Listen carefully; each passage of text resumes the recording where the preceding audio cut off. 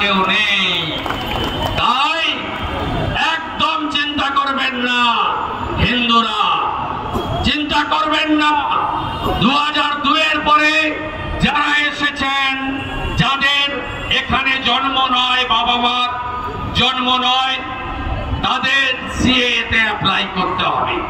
এই যে পিসিএম ভাইপো বলছে না যে সিএতে অ্যাপ্লাই করবেন না, ডিটেনশন ক্যাম্পে চলে যাবে।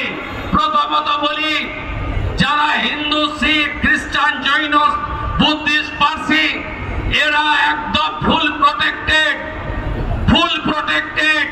এর জন্য বড় গ্যারান্টারের নাম নরেন্দ্র দামোদর দাস মোদী।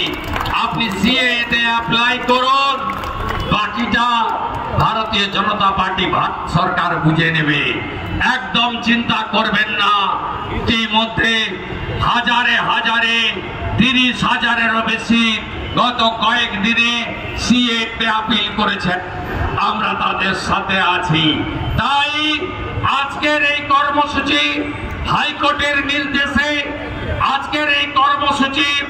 হাইকোর্টের নির্দেশে করেছেন। আমরা বিফোর টাইমই শেষ করছি। আমরা একটা কথাই আপনাদের আমি বলতে চাই, এখানে একজন 4টে হাতে আঙুল নেই, ওটা অত্যন্ত দুঃখজনক। তার মৃত্যুকে নিয়ে রাজনীতি করছে। আমি দায়িত্ব নিয়ে বলে গেলাম, আমি প্রমাণ করে দেব ওই সুইসাইড নোটটা ফেক। আগামী 7ই ফেব্রুয়ারি পর্যন্ত বাসের ছাদ থেকে যদি কেউ পড়ে মারা যায়, গাছে, নারকেল গাছ থেকে গাছে উঠতে গিয়ে যদি কেউ পড়ে মারা যায়, জলে ডুবে যদি কেউ পড়ে মারা যায়, বাজ যদি পড়ে বজ্র বিদ্যুৎ কেউ মারা যায়, তাহলে কিন্তু সবাইকে এরা বলবে এসআইআরে মারা গেছে। এদের মিথ্যা লগ্নে জন্ম।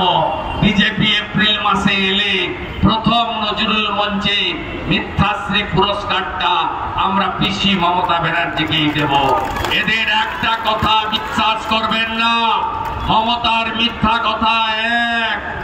রবীন্দ্রনাথ ঠাকুর 1948-এ গান্ধীজিকে ফলের রস খাইয়েছিলেন।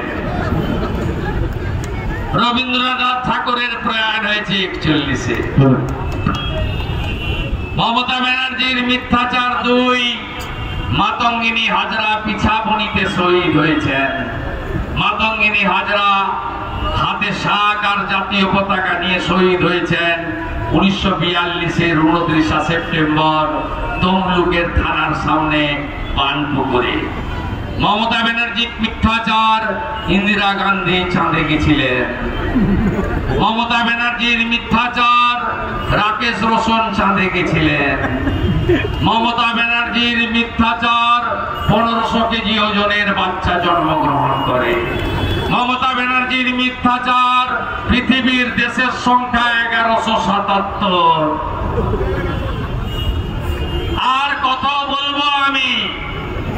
কথাঞ্জলির মতো মিথ্যাঞ্জলি লিখে ফেলতে হবে। সকাল থেকে মিথ্যা কথা বলিতে থাকে, নন স্টপ মিথ্যা কথা। আর এই রাজ্যে যদি কোনো যুবক যুবতী সুইসাইড করে, তার জন্য দায়ী মমতা ব্যানার্জি। তিনি চাকরি চুরি করেছেন, 2,15,00,000 বেকার তৈরি করেছেন, চাকরি দিতে পারেননি, 6,888 শিল্প দাঁড়িয়েছেন টাটা সহ, 8,200 স্কুল বন্ধ করেছেন, 7 লক্ষ যুবককে পরিযায়ী শ্রমিক বানিয়েছেন, 8 লক্ষ কোটি টাকা ঋণের বোঝায় রাজ্যকে জর্জরিত করেছেন, কর্মচারী পেনশনারদের দিয়ে আটকে রেখেছেন। কোন যুবক যুবতী যদি আত্মহত্যা করে, তার জন্য একজনই দায়ী, বাংলার মিথ্যাবাদী মুখ্যমন্ত্রী, তোষণবাজ মুখ্যমন্ত্রী মমতা ব্যানার্জি। তাই আপনারা